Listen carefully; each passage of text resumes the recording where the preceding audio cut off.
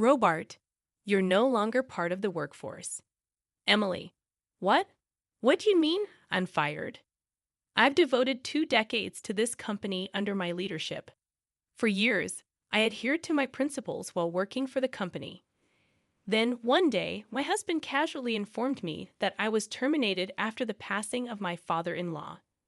Supposedly, this decision was made because Catherine would be taking charge. I protested, pointing out that even if Catherine assumed control, the company still required someone to manage accounting. Shockingly, I learned that Catherine's boyfriend was set to handle that role, rendering me obsolete. In disbelief, I questioned the rationale. While I grappled with the news, Catherine arrogantly asserted that I should know my place, especially considering my perceived arrogance as an outsider. With a mocking tone, she added that I should enjoy my newfound jobless life. Upon Catherine's return, I not only felt excluded as a family member, but also unappreciated for the 2 decades I dedicated to the company. My father-in-law, though not one to openly praise, would adopt my suggestions if he believed they benefited the company. However, with Catherine considering me an enemy, I doubted the same would happen under her leadership. I realized I no longer felt attached to the company. Resigned to the situation, I wished Robert and the others success in ensuring the company's survival before deciding to part ways. My name is Emily. I excelled at managing finances, pursued accounting in college, and secured a position as an accountant at a major company. It was during my tenure that I crossed paths with Robert, who happened to be younger than me. We first crossed paths at a bar, and Robert shared that he was assisting with his parents' recycling business. Unlike my career-focused colleagues, talking to Robert, who appeared a bit indecisive, offered a refreshing change. As we spent more time together, Robert and I started going out for drinks, and he began opening up about his family. He particularly highlighted his assertive sister, Catherine, who aimed for nothing less than being the best. Despite studying business in college, Catherine chose to work at a regular company, distancing herself from the family recycling business. She dismissed it as too plain and unimpressive to share with her friends, finding the business beneath her. Although Robert occasionally sounded exasperated when discussing Catherine's independent nature, it was evident that he cared deeply for her. As we exchanged stories about our families, our bond grew stronger. After dating for a while, Robert proposed to me. Unable to imagine being apart from him, I promptly accepted. However, he had a request for our future together. Emily, once we're married, I want you to quit your current job and help with the family business, the recycling business. My mother has been managing the accounting, but she hasn't really studied for it. You're an expert in that area, right? I want you to handle our finances. Feeling a bit fatigued from my job at a large company, the idea of contributing to a family-run business seemed appealing. I made the decision to leave my position at the major company as soon as we tied the knot. I started my role as an accountant in Robert's father's company. And upon reviewing the financial records, I discovered numerous errors made by my mother-in-law, who lacked formal training in accounting. Determined to rectify the situation, I began cleaning up the records and undertaking a comprehensive overhaul of the company's finances. As I delved deeper, I gained a thorough understanding of the recycling business, identifying opportunities to cut costs and enhance sales. Eager to discuss my cost-cutting and business plans, I approached Robert with my proposals. After quickly reviewing the materials I had prepared, he gave his approval. Robert, I have something I want to discuss with you, I began. With this business plan, our sales should increase. I'll let Dad and Mom know about it too. My proposal was adopted, and I threw myself into implementing the cost cuts and the new business plan, often sacrificing sleep for the sake of the company. Thanks to these efforts, the company's performance steadily improved, allowing us to hire new employees. As the company thrived, the local community began to take notice. Actively engaging with the community, our business transformed into a community-based store. Time flew by, and before I realized it, 2 decades had passed since I first joined the company. Throughout this period, the employees and locals grew fond of me. Despite my dedicated efforts for the company, it seemed that both Robert and my in-laws took my commitment for granted. A local lady, who lived nearby, expressed her concern, asking if I was working too hard and getting enough days off. Robert dismissed her worry, stating that I was passionate about my work and didn't have any significant hobbies, making a day off unnecessary. I've known about this company since the time of Robert's parents, but its growth is thanks to Emily, right? You should at least give her a big bonus, the local lady suggested, to which Robert replied, "She's my wife, so she doesn't need a bonus. Living off the company's money is more than enough." Despite the concerns raised by those around me, I found fulfillment in my job and the connections I built within the community. The lack of days off or bonuses didn't bother me. What did concern me, however, was Robert's increasing frequency of night outs. "Robert, you seem to be going out a lot lately at night. Where are you going?" I inquired one day. "I'm working, expanding my network." "If it's for business, can't you do it during the day? Stop nagging. I have my way of doing things. You're just a mere accountant. You should just stay quiet," he retorted, growing more distant from home. Despite the tension, I assured him, "If there's any issue at work, please let me know." Yeah, got it," Robert responded, clearly annoyed, as he distanced himself further from home. One day, I received a phone call at home from a warehouse of one of our business partners. The caller informed me that something terrible had happened. Bob, my father-in-law, who had come to pick up goods, had suddenly collapsed and was rushed to the hospital. Due to the severity of his injury during the fall, my father-in-law passed away, leading to a somber period of mourning. Many from our business partners and the community attended the grand funeral. After a long absence, Catherine, who had moved out after securing a job, returned and was taken aback by the scale of the event. This company seemed like it could go under any time. When did it grow so big? She wondered aloud. It's all thanks to Emily. She turned the company around, increased the profit margin, and expanded the business. When profits increased, she suggested redistributing it to us, boosting our morale. "Seeing Emily work hard inspires us to do the same," explained one of the employees during the funeral. Catherine appeared upset that the employees were praising me and not paying attention to her. In her eyes, the slight improvement in the performance of a small company wasn't worthy of such admiration. Whenever Catherine saw me, she treated me like a servant. "Emily, I'm a bit thirsty. Could you get me a cold drink? Be quick. I can make tea if you'd like," I offered. "I said I want something cold." "You might not understand since you've worked in a small company. But in big companies, the boss's word is absolute." "I don't think you are my boss, though. Don't nitpick in our family hierarchy. I am above you," she condescendingly remarked. After the funeral, Catherine called Robert and my mother-in-law into a room. "Robert, Mom, I'd like to discuss our future as a family. Please come," she declared. Glancing coldly at me, who was standing next to Robert, she added, "This is a family discussion, so Emily, you're not welcome." Stunned, I watched as Catherine led Robert and her mother into another room, leaving me on the sidelines. An hour later, Robert casually informed me that he had decided to hand over the company to his sister, Catherine. Shocked and confused, I inquired about the family discussion's outcome, only to learn that it revolved around selecting the new head of the company after their father's passing. Robert, not assertive enough for the top role, and their mother, who preferred not to be at the forefront, reluctantly accepted Catherine's offer to become the CEO. However, Catherine had never been involved in the company before. Concerned, I voiced my doubts, only to be met with dismissive remarks and in order to stay out of family matters. Having fought for the family and dedicated 2 decades to the company, I was suddenly told, "You're no longer an employee." "What do you mean?" "You're fired." Even if Catherine takes over, someone will still need to handle accounting, right? To my disbelief, I was informed that Catherine's boyfriend would be handling accounting, rendering me unnecessary.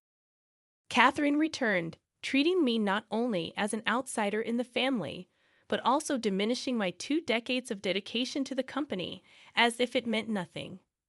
My job was taken away, and the struggles and efforts felt utterly worthless. Despite my father-in-law never openly praising me, he always acknowledged the benefit of my suggestions for the company. With Catherine, who viewed me as an enemy, at the helm, I knew things wouldn't be the same.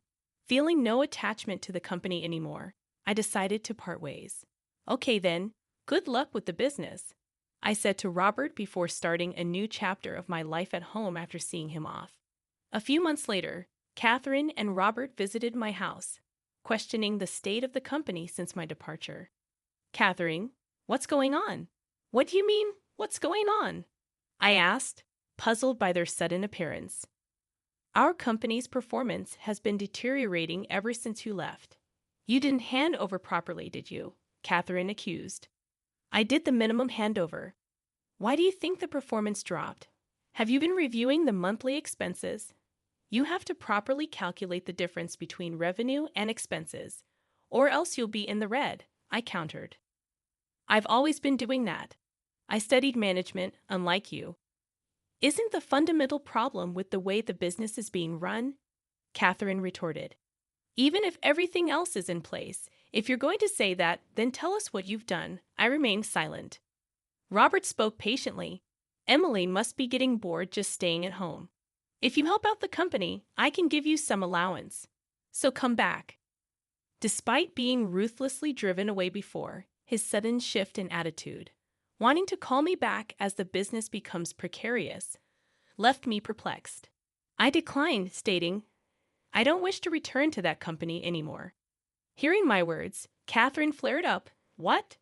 Despite being a full-time housewife, how dare you refuse like that? Do you not care about our family's company? You're the one who doesn't care about the company, and I'm the CEO now. How am I not caring about the company? Weren't you the one who originally said the company was plain and boring? You only took on the role because the title female CEO sounded cool, and you could brag about it. Don't act so high and mighty. I responded defiantly. A few months later, Catherine and Robert came to my house, questioning the state of the company since my departure. Catherine, what's going on? What do you mean, what's going on? I asked, puzzled by their sudden appearance. Our company's performance has been deteriorating ever since you left. You didn't hand over properly, did you? Catherine accused. I did the minimum handover. Why do you think the performance dropped? Have you been reviewing the monthly expenses? You have to properly calculate the difference between revenue and expenses, or else you'll be in the red, I countered. I've always been doing that. I studied management, unlike you. Isn't the fundamental problem with the way the business is being run? Catherine retorted. Even if everything else is in place, if you're going to say that, then tell us what you've done. I remained silent. Robert spoke patiently. Emily must be getting bored just staying at home. If you help out the company, I can give you some allowance. So come back.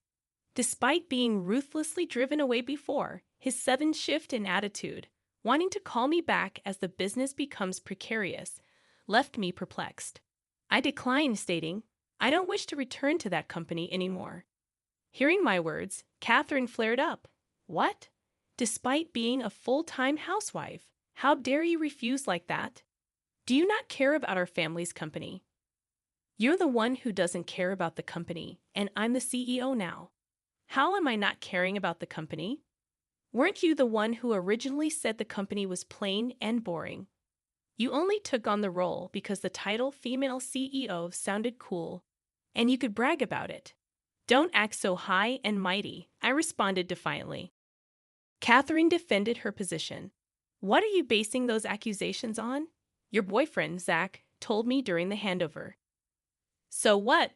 No matter the reason, I saved the company when there was no successor, Catherine asserted. I believe the current downturn is due to you, Catherine. What do you mean? While I'm at home during the day, I often hear gossip from the regular customers from the neighborhood. They've seen you with Zach out shopping and even traveling during work hours.